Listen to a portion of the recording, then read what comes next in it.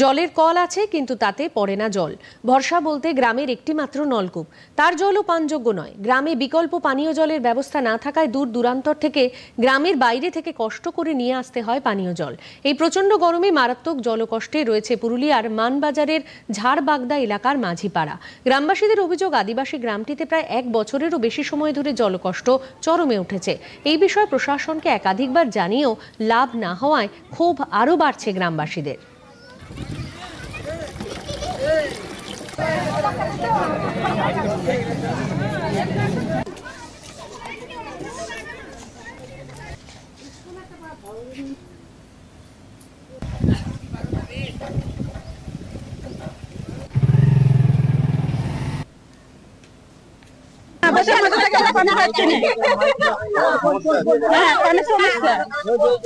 আমাদের জলের সমস্যা, জল চাই, আমাদের জল চাই, জল 4 বছর ধরে সমস্যা। প্রশাসনকে জানিয়েছি? হ্যাঁ, 4বার হলো।